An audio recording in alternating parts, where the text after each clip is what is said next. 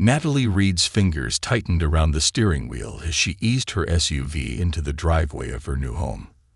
The house was a classic, two-story colonial with clean lines and large windows that promised natural light. It had been a whirlwind of inspections, negotiations, and paperwork, but here she was, ready to begin a fresh chapter. The place was perfect, quiet, pristine, and nestled in a neighborhood known for its safety. Exactly what she needed after years of living in cities where noise never slept. But before she could even shift the car into park, trouble came storming toward her. A woman in her mid-50s strutted up the sidewalk like she owned it. She had over-bleached hair stiffened by layers of cheap hairspray and wore a scowl so deep it seemed etched into her face.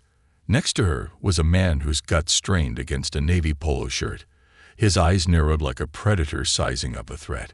His swagger reeked of manufactured authority. Natalie took a deep, calming breath. She'd seen their kind before, self-appointed neighborhood guards who believed their word was law. And from the aggressive pace of their approach, it was clear they weren't here to deliver any welcome muffins. The woman reached Natalie's driveway just as she opened the car door. Natalie had dressed casually today, her jeans and fitted black sweater meant to keep her comfortable through the chaos of unpacking. But old habits died hard. Without even thinking, she adjusted her posture, her shoulders pulling back and chin lifting slightly, a confidence born from years of command. "Excuse me." The woman's voice was shrill, sharpened by entitlement. She positioned herself like a human roadblock, arms crossed over her chest, so tightly it looked like she was holding herself together by sheer willpower. Natalie stepped out of the car, her eyes calmly meeting the woman's gaze. "Yes. Can I help you?" "I'm Linda Spencer. And this is Tom Richards," the woman said, jerking her thumb toward the man who loitered by her side, his attempt at a scowl failing to mask the uncertainty in his eyes. "We run the Maplewood Falls HOA." Natalie raised an eyebrow. She'd done her research before moving in. The HOA in this neighborhood was voluntary, a glorified social club for people who loved the illusion of power. But clearly, Linda and Tom hadn't gotten that memo. Or more likely, they were banking on her not knowing the rules. "Nice to meet you," Natalie replied, her voice cool and composed. Tom cleared his throat, puffing out his chest in a weak display of authority. He wore a cheap plastic badge clipped to his belt, the kind anyone could order online for $12, and a fragile sense of importance. "We just wanted to introduce ourselves and, make sure you're aware of the community standards," Tom said, his eyes flicking between Natalie and the immaculate lawn of her property. "You know, we have rules here to keep everything orderly." "Orderly," Natalie echoed, folding her arms and leaning casually against the car door. "I appreciate the concern, but I read up on the neighborhood before I moved here. I'm aware the HOA is voluntary." Linda's smile flickered, faltered, and then stretched into something more forced. "Well, it's strongly encouraged. We like to maintain a certain standard here, you know. Keep the neighborhood safe and, welcoming." There it was. The careful emphasis, the suggestion that her presence was somehow a disruption to their precious standard. Natalie's patience was already thinning. She had dealt with worse people than these two. Much worse. "I'll be handling my own property, thanks," Natalie said. Her voice was firm, leaving no room for negotiation. Tom's lips twisted into a frown, and he took a half-step closer, trying to impose his presence. Natalie didn't flinch. Years of training had taught her not to react to posturing bullies. "You new here, Miss Reed?" Tom asked, the fake friendliness in his voice slipping away. "What exactly do you do for work?" There it was, the real question, the one they'd probably been dying to ask since the moment her car rolled into the driveway. Natalie glanced at their expressions, Linda's smug superiority and Tom's prodding stare. They both expected her to trip over herself trying to justify her presence here. But she wasn't about to give them that satisfaction. "I travel a lot for work," she replied vaguely. It wasn't a lie, But it wasn't the whole truth either. And as much as she hated giving them even an inch, her job was something they had no business knowing about. Linda exchanged a glance with Tom, their discomfort evident in the way their postures stiffened. This was not the response they had expected, and they clearly didn't know how to handle it. "Well, if you need anything, feel free to reach out to us," Linda said, her tone now laced with forced politeness. "We like to keep an eye on things around here. Make sure everyone's safe." Duly noted. Natalie's gaze was steady, her expression unreadable. She'd played this game before. Power dynamics were nothing new to her. And these two, they were amateurs. Linda and Tom lingered for a moment, as if waiting for her to offer some sign of submission.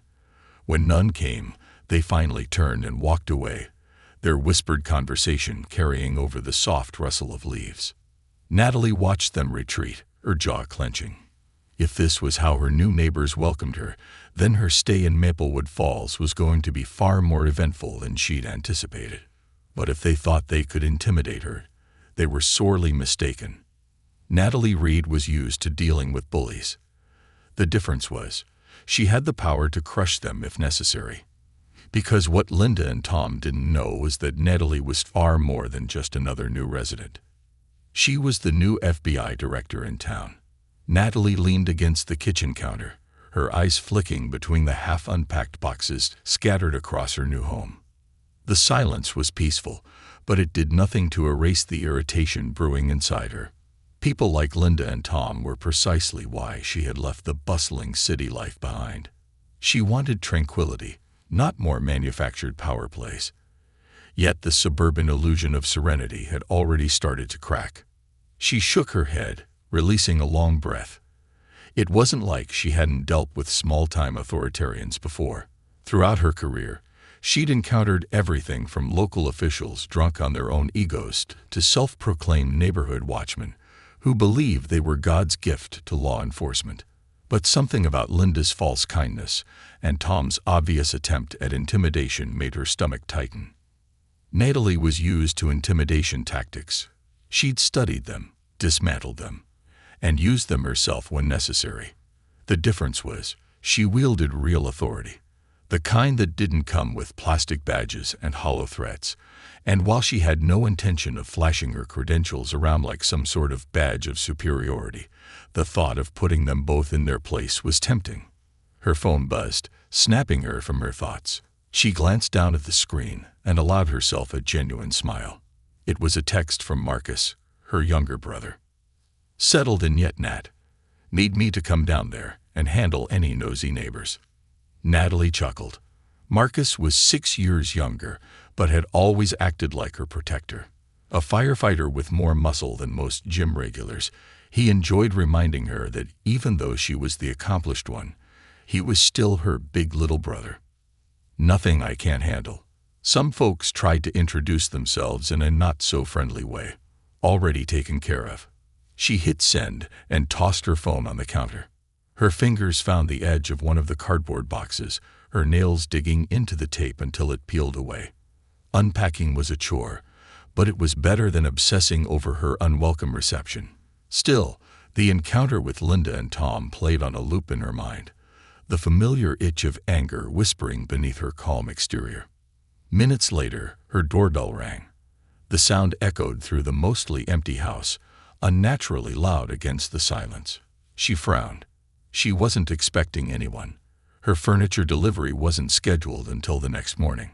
Curiosity tinged with suspicion guided her steps to the front door. As soon as she opened it, her expression went flat.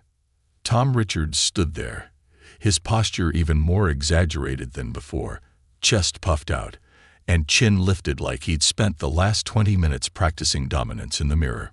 But he wasn't alone. 2 uniformed officers flanked him, their faces neutral but their eyes sharp. "What's this about?" Natalie asked, her voice level. "Good afternoon, ma'am." One of the officers spoke, his tone polite but firm. "We received a call about a suspicious individual moving into this residence. Mr. Richards here claims you've been acting hostile and uncooperative. Mind if we ask you a few questions?" Natalie's eyebrows arched. The sheer nerve of it. Tom had called the cops on her because she hadn't rolled over and played nice for his little power trip. Hostile. Natalie repeated, her gaze cutting to Tom, whose smug expression only deepened her disdain. I told them about your reluctance to cooperate with our community standards, Tom said, his voice dripping with self-importance. Just trying to keep the neighborhood safe, you understand. The officers exchanged glances, clearly questioning whether this was anything worth their time. But protocol was protocol. Ma'am, would you mind providing some ID? The second officer asked. His voice was kind enough, but there was a hint of irritation, probably more toward Tom than her. Natalie's fingers twitched, itching to pull her badge and flash it in their faces, but she resisted. Revealing her position wasn't something she took lightly. Respect had to be earned, not demanded. And these officers were just doing their job. Of course, she said calmly, stepping back into her house. She retrieved her driver's license from her wallet and returned to the front door, handing it to the officer. He inspected it, nodded, and handed it back. Everything checks out. Sorry for the inconvenience, Ms. Reed. It's just a precaution. No harm done. Natalie's tone was calm, but her eyes remained locked on Tom. Just doing my civic duty, Tom added, folding his arms over his chest. You can't be too careful these days. Actually, you can, Natalie replied, her voice smooth as silk. Calling the police on someone just because you don't like how they handle themselves. That's not safety, Mr. Richards. That's harassment. The officers stiffened slightly, realizing there was more to this situation than Tom had let on.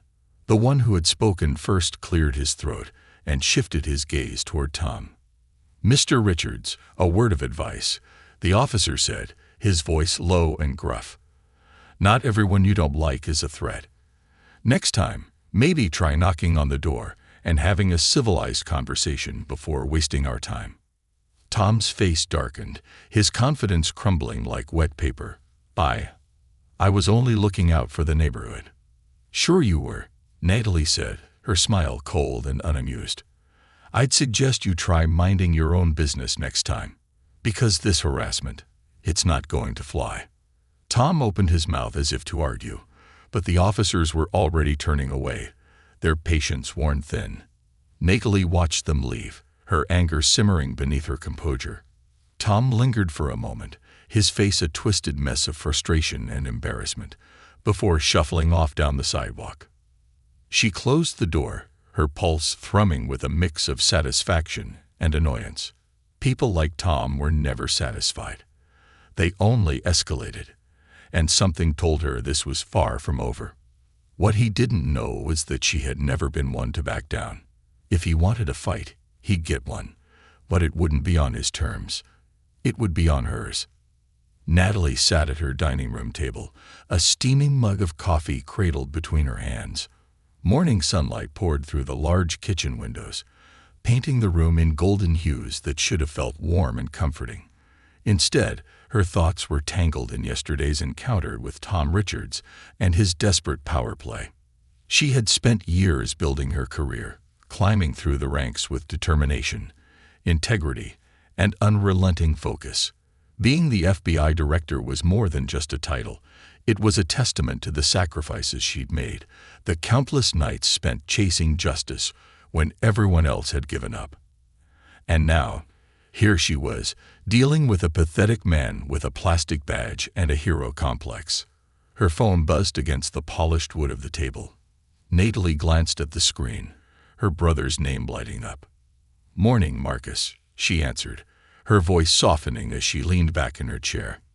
"Hey, Nat. Just checking in. Wanted to make sure you hadn't already started World War II with your new neighbors." She laughed, but the sound was hollow. "Not quite. But I did get the cops called on me within 24 hours of moving in. So, that's a new record." "What?" Marcus's voice sharpened. "You've got to be kidding me." "Wish I was. Some wannabe HOA president and his sidekick decided I looked suspicious and called the cops when I didn't kiss their ring. I guess my skin tone and refusal to grovel didn't fit their community standards. Marcus cursed under his breath. You want me to come down there? Because I will. And I'll make sure they regret even looking at you wrong. I appreciate the enthusiasm, but I can handle it. I've dealt with worse. Yeah, but that was work. You shouldn't have to put up with this garbage where you live. I know. Natalie's voice softened. But honestly, this place is beautiful, and I'm not about to let a couple of delusional busybodies ruin that for me. Just promise me you'll let me know if things get worse. Always, she replied. But I think this was a one-time thing. The officers who showed up were decent enough. I doubt Tom will be eager to make another scene after being put in his place. Marcus sighed. Fine, but if they pull anything else, I'm on the next flight out. No arguments. Natalie couldn't help but smile. Deal. After ending the call, she forced herself to focus on unpacking. She made it through 3 more boxes before her stomach rumbled with hunger. Cooking was out of the question since her kitchen supplies were still boxed up, so she settled for a quick drive to a nearby cafe. The fresh air helped clear her head, and by the time she returned home, she felt ready to tackle the rest of the day. She was halfway up her driveway, balancing her coffee and a sandwich when she spotted him. Tom Richards was standing on the sidewalk, staring at her house with a fixed intensity that made her skin prickle. What now?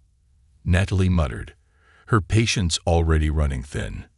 Tom's eyes snapped to her, a smugness flashing across his face, like he had just unraveled some grand mystery.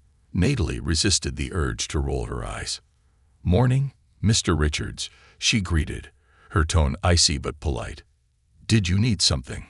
Oh, just making sure you haven't violated any community rules. His words were casual, but his eyes gleamed with the challenge. You know, after our little talk yesterday, I did some research. Research? He took a step forward, his expression gleeful. Turns out you're not even registered with the HOA. That's a serious violation. Miss Reed. This community has standards. Voluntary standards, Natalie corrected, her voice like tempered steel. As I told you before, the HOA here is optional. I chose not to join. And as far as I know, that's perfectly within my rights. Well, it's certainly discouraged. And some of the residents aren't too happy about an outsider who thinks she's above the rules. Outsider. The word dripped from his mouth like poison. Natalie could see it now, the real reason he was so fixated on her. Her presence didn't fit his carefully constructed image of what the neighborhood should look like, and he was determined to chase her out by any means necessary. I think we're done here, Mr. Richards, Natalie said, her voice cold and cutting. I suggest you find a new hobby before your obsession becomes a legal issue. His smile only widened, confidence swelling in his chest. You know, I'm not the only one who thinks you're a problem. The HOA board has already scheduled a meeting to discuss your lack of compliance. And let's just say, the decision may not be in your favor. Natalie's gaze didn't waver. Well, you have fun with your little meeting. But if you continue harassing me, Mr. Richards, I will take action. And I promise you, the consequences will be very real. Tom opened his mouth, but whatever retort he had prepared died on his tongue. For the first time, his bravado seemed to falter, if only for a moment. He turned on his heel and marched away, his steps heavy and graceless. Natalie watched him go, her hands clenched into fists at her sides. She wasn't one to escalate a situation unnecessarily, but the man was clearly obsessed with asserting his authority over her. And the idea of a board meeting meant he was trying to rally others against her. Maybe it was time she stopped letting him play his games. Her phone buzzed again, but this time, it wasn't Marcus. It was an alert from her work email. A reminder about the upcoming FBI conference she was scheduled to speak at. Natalie smiled, her mind already racing with possibilities. Tom wanted to flex his muscle and make her feel small, but he had no idea who he was dealing with. Maybe it was time to show him. Natalie spent the next few days reclaiming her peace immersing herself in the mundane tasks of unpacking and organizing her home. The neighborhood was beautiful, serene even, with its neatly trimmed lawns and tree-lined streets whispering promises of tranquility. But the shadow of Tom Richards' pettiness lingered like a bad odor. She refused to let him ruin her fresh start, yet something told her he wasn't the type to back down. Her intuition proved correct. It was a little after 7 in the evening when she returned home from a quick grocery run. The sun was dipping below the horizon, painting the sky in shades of orange and purple. As she approached her driveway, she noticed something odd. A large, bright orange notice was slapped onto her front door, the paper flapping slightly in the evening breeze. Natalie parked her car and climbed out, curiosity simmering beneath her irritation. She plucked the paper from her door, her eyes narrowing as she read. Note to IC of the violating on non-compliance with HOA regulations, unauthorized landscaping, improper parking, refusal to register with the Maplewood Falls Homeowners Association. Immediate rectification required. Further non-compliance will result in escalation. The letter was signed by none other than Tom Richards himself. The boldness of the move was almost laughable. And yet, the implication that he was somehow escalating his harassment to a formal level twisted her stomach. He was actively trying to push her out, to make her feel unwelcome and unsafe. Her phone rang before she even made it through her front door. The name flashing on her screen made her chuckle despite her annoyance. Marcus, I swear you have a sixth sense. Forget my sixth sense. I have social media alerts, Marcus replied, his voice tense. Someone's been talking about you online. Some concerned resident posted about a new outsider threatening the safety and standards of the community. Sound familiar? Natalie closed her front door and leaned against it, her eyes sliding shut as she tried to rein in her anger. I'm guessing our dear friend Tom is behind that post. Most likely. The post was made from an anonymous account, but the way it's written screams of his arrogance. Want me to handle it? No, Natalie said, her voice sharp and decisive. That's exactly what he wants. For me to lose my cool and react. But I'm not playing his game. Nat, this is harassment. You don't have to put up with it. I know. And I won't. She let out a slow breath. I'm handling it. Trust me. Marcus hesitated. All right. But you call me if this gets any worse. And I mean it, Natalie. I'm not above showing up at his door and teaching him a lesson. Natalie chuckled. I'll keep that in mind. Thanks, Marcus. After ending the call, Natalie stared at the orange violation notice crumpled in her hand. It would be so easy to march over to Tom's house and give him a piece of her mind, but anger was a weapon best wielded with precision. She pulled out her laptop and settled at her dining table. If Tom wanted a war, he was about to get one. An hour later, Natalie had filed an official harassment complaint with the local authorities. She documented everything, every encounter, every comment, every ridiculous notice he had posted on her door. The police report was only the beginning. Next, she contacted her real estate lawyer. The man was delighted to take on her case, especially when she mentioned Tom's attempts to enforce voluntary HOA regulations as though they were law. Natalie made sure her lawyer had every detail he needed to build a solid case against Tom and his little HOA club. But she didn't stop there. She began compiling evidence from social media, screenshots of posts and comments made by concerned residents. It was amazing how careless people could be when they thought their words were protected by anonymity. The next morning, Natalie attended the HOA meeting she hadn't been invited to. As she walked into the community center, heads turned, whispers swirled like autumn leaves caught in a sudden gust. Tom was already seated at the front, wearing a smug smile that immediately faded when he saw her. Ms. Reed, Tom greeted her, his voice dripping with false civility. I wasn't aware you'd be joining us this morning. Natalie returned his smile with one of her own, cool and confident. I figured if you're going to keep making decisions about me and my property, I should at least be present to hear all the nonsense you're planning to spout. Murmurs rippled through the small crowd of homeowners, most of them unsure how to react.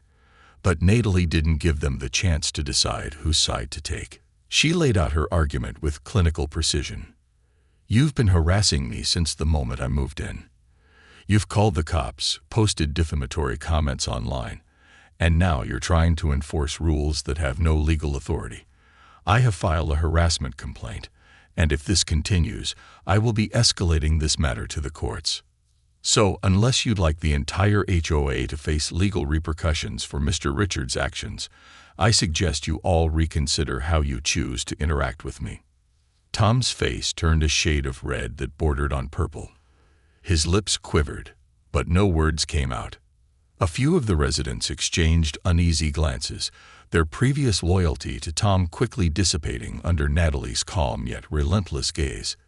It was clear that Tom's little crusade was quickly unraveling. Natalie made eye contact with each of the board members, her gaze steady and unwavering.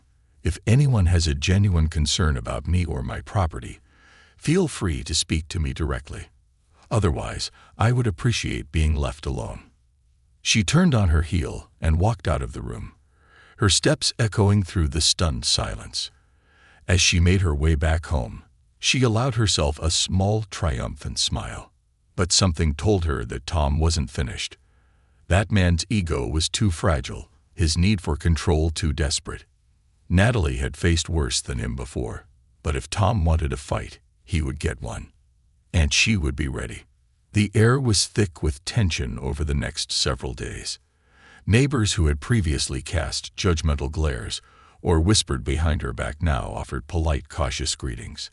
Natalie could feel the shift, the way Tom's influence was eroding under the weight of his own arrogance. His little empire of fear was crumbling, and he was too blind to see it. But that didn't stop him from trying to claw his way back to the top. It began with petty acts of sabotage, small things designed to irritate and unnerve her. Her mailbox was mysteriously knocked over one night. The garbage bins she left neatly by the curb for collection were overturned and scattered across her lawn. Someone even left an anonymous note under her windshield wiper, warning her to conform or face the consequences. Natalie documented everything, each incident carefully logged and backed up with photographs. She wasn't surprised when the police responded with little more than polite concern. Vandalism and harassment were difficult to prove, they said. Without hard evidence or witnesses, their hands were tied. The thing was, Natalie knew how to gather evidence. Surveillance was her specialty, and if Tom wanted to play dirty, she would show him how the game was really played. 2 days later, she had security cameras installed around her property. Discreet but thorough, their presence was enough to make her feel just a bit more in control. If Tom or his minions so much as touched her property again, she would have the proof she needed to shut them down once and for all. But the cameras did more than catch petty acts of vandalism. They caught conversations, murmurs of resentment exchanged on the sidewalks, frustrations aired by residents who were fed up with Tom's increasingly erratic behavior. People were beginning to talk, and not all of it was in his favor. She compiled everything into a comprehensive file. Every incident, every screenshot, every overheard conversation. And just for good measure, she sent copies to her lawyer, Marcus, and her own secure backup system. There would be no chance of anything getting swept under the rug. Then came the day Tom made his biggest mistake yet. Natalie was sitting in her home office, reviewing case files for an upcoming FBI presentation, when her phone rang. An unfamiliar number. She answered it, her voice cool and measured. "Ms. Reed." The voice was male, unfamiliar but laced with urgency. "This is Officer Hernandez. We need you to come outside. There's been an incident." The words clung to her like frost. She rose from her chair and made her way to the front door, her mind already racing through possibilities. What she saw when she stepped outside made her blood turn to ice. 2 police cars were parked at the end of her driveway, their flashing lights staining the darkening sky with red and blue streaks. Tom Richards stood on her front lawn, his arms flailing wildly as he argued with one of the officers.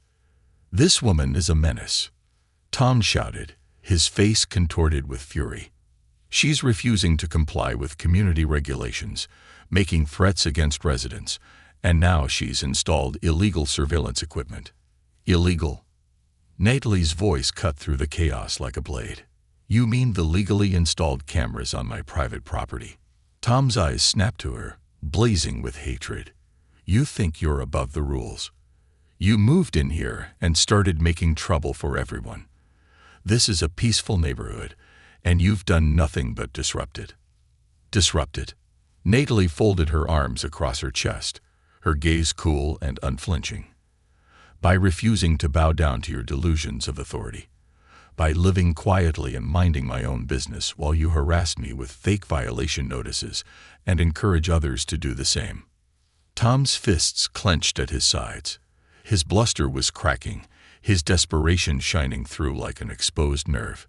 You're recording private conversations. That's illegal. Actually, Officer Hernandez interjected, his tone careful but firm. As long as the cameras are on her property and only recording what's visible from public spaces, it's perfectly legal.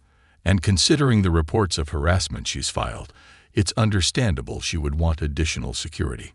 Tom's mouth opened and closed, his expression a mixture of rage and disbelief. So you're just going to let her spy on everyone? Violate our privacy? I'm not interested in anyone's business but my own, Natalie replied, her voice like ice. But if you or anyone else chooses to trespass on my property or threaten me, I will ensure that the authorities are made aware. Every single time. For the first time, Tom looked genuinely frightened. His eyes darted from the officers to Natalie, then to the growing crowd of curious neighbors watching from a distance. His reign of intimidation was over, and everyone knew it. This isn't over, he growled, his voice trembling. You don't belong here. You never did. Careful, Tom, Natalie said softly, her gaze unrelenting. Your mask is slipping. He took a stumbling step backward before turning and storming away, his shoulders hunched with defeat. Officer Hernandez approached her, his expression apologetic. I'm sorry about all this, Ms. Reed. We've had complaints about Mr. Richards' behavior before, but nothing ever stuck. Until now. Meaning? Meaning we'll be taking his harassment more seriously from now on.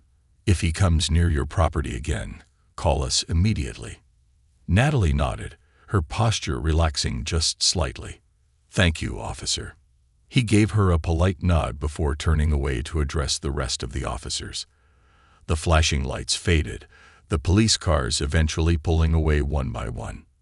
Natalie stood in the quiet of her driveway, her gaze lingering on Tom's house in the distance. She knew he wasn't finished. His desperation was palpable, like the dark clouds gathering on the horizon. But she had spent her entire career confronting men like him, power-hungry bullies who thrived on fear and control. What Tom didn't realize was that Natalie wasn't afraid of him. She was prepared, and when he finally made his inevitable reckless move, she would be ready. The air was electric with anticipation. Neighbors whispered whenever Natalie walked by, their eyes filled with curiosity and something else. Respect. The news of Tom's meltdown had spread like wildfire, and his reputation was in tatters. Some of the residents who had once supported him now openly distanced themselves, whispering apologies and friendly greetings to Natalie when she crossed their paths. But Natalie knew it wasn't over. The look in Tom's eyes when he'd stormed off that day had been one of pure, unfiltered rage. The kind of rage that only grows stronger when left to fester. He would come at her again. And she was ready. 3 nights later, it happened. Natalie was sitting at her dining table, flipping through her work notes for an upcoming presentation when her phone chimed. The security app linked to her cameras had detected movement. Her fingers moved quickly over the screen, pulling up the live feed. And there he was, Tom Richards himself, creeping through the darkness with 2 other men. Their faces were partially obscured by baseball caps and hoods, but the bulky stature of one and the wiry frame of the other matched the descriptions of 2 of Tom's most loyal cronies, Mark and Dennis. Natalie's heartbeat quickened, but not with fear. No, this was adrenaline, sharpened to a fine point. The three men slinked around the side of her house, clearly trying to stay out of sight. One of them carried a can of spray paint, another a crowbar. And Tom, he was holding something that glinted faintly in the moonlight. A knife. They were here to destroy her property, to send a message. Or maybe Tom was unhinged enough to do something far worse. Natalie pressed a single button on her phone, activating the microphone feature tied to her security system. Her voice emerged from the speakers outside, cold and authoritative. "I wouldn't take another step if I were you." The men froze, eyes wide and searching for the source of the voice. Tom's expression twisted with fury, but it was the fear in his eyes that Natalie focused on. "You've been caught on camera trespassing on my property. The authorities have already been notified, and this entire interaction is being recorded. You have one chance to leave peacefully, or you'll be facing criminal charges." "You can't do this," Tom shouted, his voice cracking. "You think you can come here and—" "Come here and what, Tom?" Natalie's voice sliced through the darkness like a knife. "Live in peace. Mind my own business. You've harassed me from the moment I moved in, threatened me, spread lies, and now you've crossed the line into criminal behavior. It's over." Mark and Dennis exchanged nervous glances. They were nothing but followers, cowards hiding behind Tom's false authority. And now that his power was crumbling, their loyalty was dissolving right along with it. "Tom, man, this is crazy," Mark whispered, his voice trembling. "We're not going to jail for this. Let's just go." "No," Tom hissed. "You can't back out now. She thinks she's better than us. Thinks she can just walk in here and—" "I moved here for peace and quiet, Tom. You're the only one making a scene. And now, the police are on their way. What do you think they'll find when they get here?" Tom's gaze darted between his two accomplices, desperation flashing across his face. But the fight was draining from him, his bravado crumbling under the weight of his own madness. Without another word, Mark and Dennis turned and fled, their retreating footsteps echoing down the street. Tom stood there, breathing heavily, his eyes burning with hatred. For a moment, it looked like he might actually charge toward the house, knife in hand. But then the distant sound of police sirens shattered whatever twisted resolve he had left. His shoulders slumped, and he took off after his friends, his retreat nothing more than a frantic stumble through the night. Natalie released a slow breath, her fingers trembling as she ended the microphone transmission. Relief washed over her, but only for a moment, because this wasn't finished. Not yet. When the police arrived, Natalie handed over all the evidence. The camera footage, the audio recordings, the detailed logs she'd been keeping since the first moment Tom had harassed her. The officers took her complaints seriously this time. There was no choice. The following days were a blur of meetings with her lawyer, providing statements to the authorities, and watching from her window as the police visited Tom's house more than once. The culmination of it all came one quiet afternoon when Natalie was preparing her presentation slides. Her phone rang, the name Marcus flashing on the screen. "Well, I have good news, and I have better news," Marcus said, his voice brimming with satisfaction. "Which do you want first?" "Let's start with the good news. Tom Richards has officially been charged with criminal trespassing, attempted vandalism, and harassment. Mark and Dennis have already turned on him and are fully cooperating with the authorities. He's facing real consequences, Natalie. This is over." Natalie allowed herself a deep, satisfying breath. But she knew Marcus wouldn't be this excited if there wasn't more. "And the better news?" "Well," Marcus chuckled, "turns out your thorough documentation and professionalism throughout this entire ordeal have made quite the impression on the higher-ups. Word of your little ordeal spread, and the director of the FBI himself wants to commend you for handling the situation with such finesse." "Seriously?" Natalie asked, her eyebrows shooting up. "Seriously, and he's suggesting that your tactics be included in a seminar about conflict resolution and neighborhood disputes. Your case is turning into something of a textbook example of how to handle harassment with calm, calculated precision." Natalie laughed, the sound feeling foreign after so many days of stress and frustration. "Well, that's unexpected. Unexpected and impressive. You're making waves, Natalie. And not just for taking down a neighborhood bully. For proving that the right approach can dismantle even the most toxic power structures." Natalie looked out her window at the quiet, tree-lined street. The place she had hoped would be her sanctuary was now finally beginning to feel like one. And as she hung up the phone, she allowed herself a moment of quiet triumph. Tom Richards had tried to break her, tried to control her with fear and intimidation. But in the end, his obsession with power had only destroyed him. Natalie had won. And more than that, she had shown everyone watching that justice wasn't always about brute force. Sometimes it was about standing your ground, remaining calm, and letting the truth do the talking.